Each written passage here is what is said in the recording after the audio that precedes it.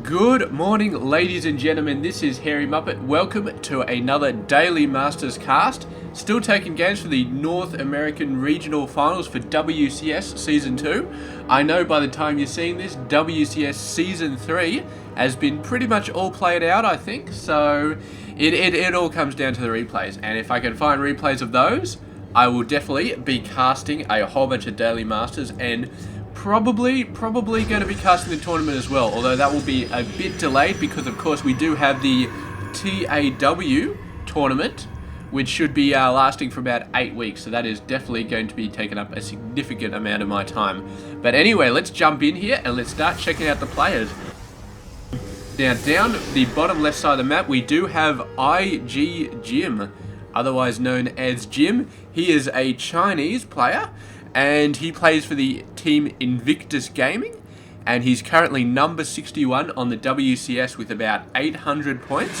So very awesome. In fact, I was just reading his profile here, and apparently he was actually seeded to get into the WCS final tournament, the tournament final from all of the regional tournaments, but he had visa issues, so he couldn't make it to that, which is it's got to be frustrating for him. But he definitely seems like a very capable player.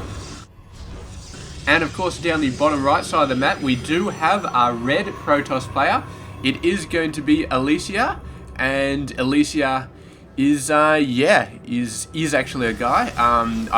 I'm guessing Alicia means something else in South Korea, because in Western culture it's definitely a chick's name, but Alicia is from South Korea. He plays for the team Axiom, and he is actually number 30 on the WCS rank with 2,000 points, so he's definitely been doing an insane amount of play in Starcraft 2. And it actually looks like he's been playing a ton of games before that, man. He was there's major Warcraft 3 player, major Brood War player, all that other sort of stuff. So he has definitely been playing these games for a very long time. Now, it's been a little while since we played a nice PvP. There were tons of them in the European finals, and not so many in the North American finals. I was expecting to see a lot more Terran players, and there are a lot of Terran players in there, but it seems like in the North American regional finals is more an even mix of every sort of race. So you got a lot of Protoss, a lot of Terran, a lot of Zerg. So there's no real dominant sort of thing like in Europe, where it's just everybody was Protoss, and in Korea, the Korean region, everybody was Zerg. Well, a lot of people were Zerg anyway. So yeah, but let's have a look at what's going on in the game. We do have Jim going for a Mothership core. Not extremely early, but still a pretty nice timing. He's got the Cybernetics core down, and he's just working on general sort of tech. Getting a sentry out, getting a whole bunch of stuff out. This guy thinking about getting an early expansion, so very nice play. This Mothership core from Alicia already out though, and of course the Mothership cores cannot attack each other, so he's going to have to rely on the Stalker and the Sentry to get rid of it, which should be enough because this guy does not do that very much damage. Meanwhile, Alicia is going for a Twilight Council, already got that down. We could be seeing some early DTs, or perhaps just some general upgrades, but Alicia also needs to be thinking, there we go, there's the Dark Shrine.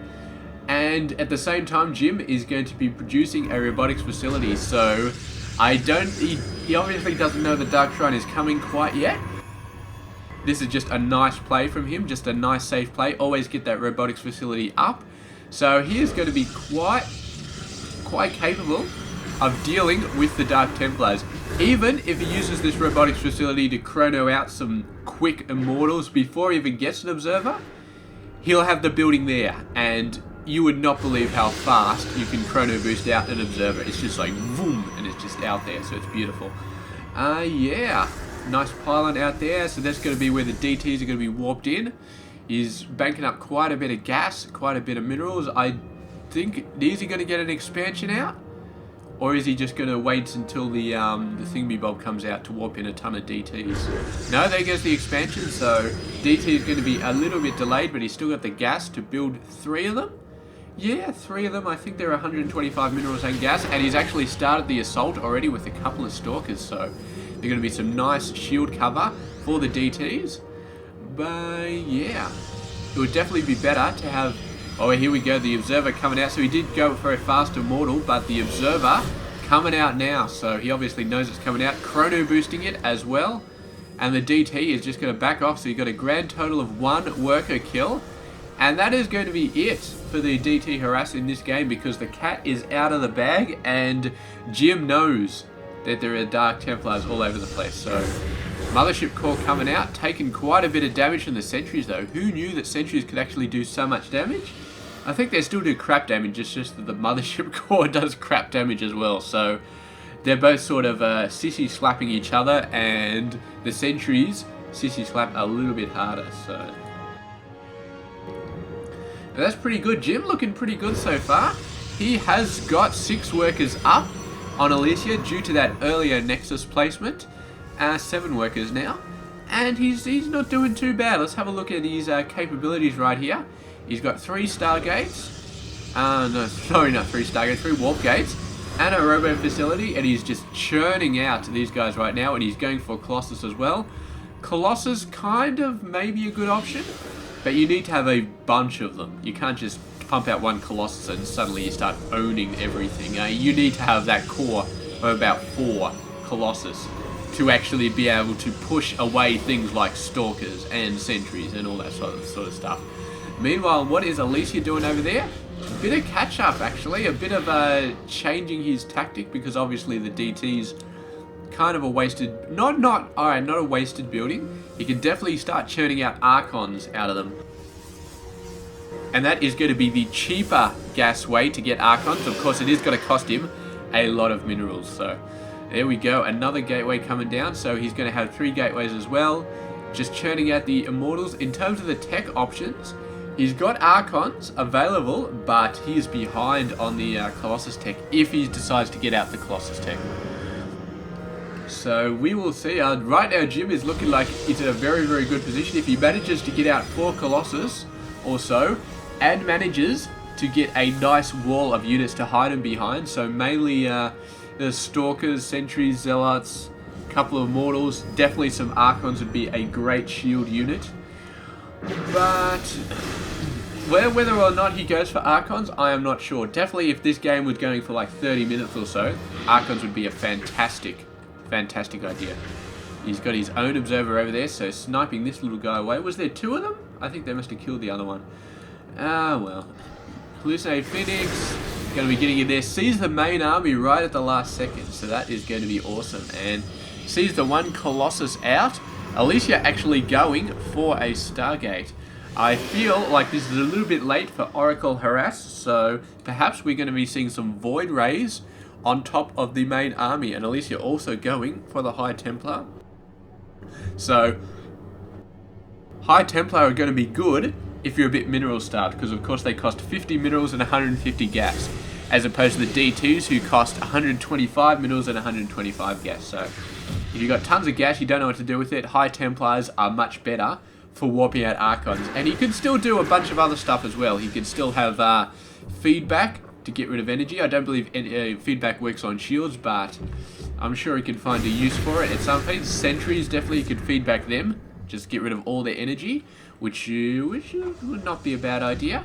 And of course you can use Storms, which Storms are a bit like Colossus though. You need a chunk of them to really do anything. It's not like you can put 1 Storm on a Protoss army and suddenly they're like, oh shit, we gotta get out of there. I mean, that shit works for Hydras and it works for Marines. It does not work for a Protoss army. They're just way too beefy. And even this guy could probably absorb like 2 Storms and just keep on trucking. So looks like he's just going to be getting the Archons out. And he does have 1 Void Ray, getting out another one, getting out some more Archons and Immortals. We'll have to see how this does versus the Colossus army, because Alicia is behind. Yes, he's definitely behind on the army count. No, not too behind on the active forces count.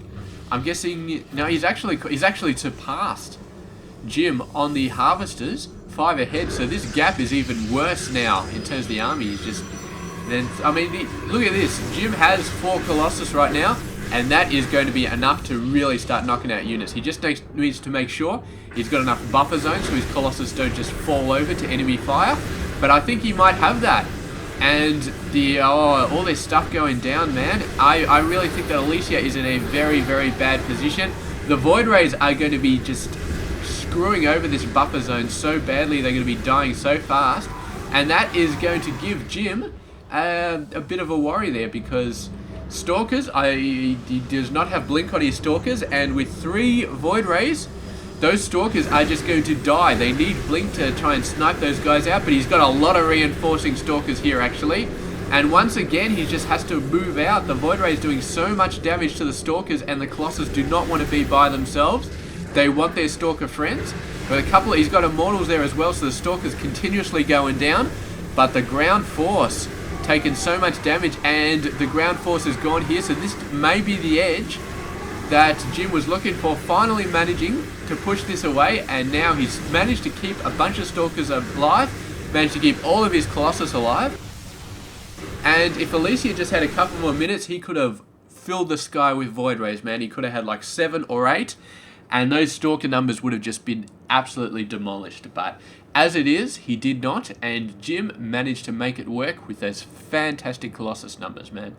Just fantastic. I mean, it takes a ton of Colossus to kill an Immortal, but that's what we were seeing here. Colossus killing Immortals, and beautiful, beautiful game from Jim right there. Alicia trying to make it work, but could not quite get the Void Ray numbers, man. I mean, I liked Void Ray. Void Ray is a very nice plan. I mean, the fact that when they overload, they just shred Stalkers. It's such a good plan against this type of force, but he didn't have the numbers, and Jim kept pulling out and pushing in, pulling out and pushing in, and that really, really screwed up Alicia's overcharge timing on the Void Rays, because, of course, when they haven't got the overcharge, they don't do all that much damage. They do a bit of damage, but it's not enough to really shred the Stalkers, which is really what you need to do. So, unfortunate, and yeah, Jim has taken this victory with some nice, standard, but very well played out Stalker tech. So, yeah, congratulations to him, and thank you very much for watching this game. This has been Hairy Muppet. I hope you enjoyed it. Please subscribe if you haven't already done so, and I will catch you guys tomorrow for another Daily Masters. So, see you guys then.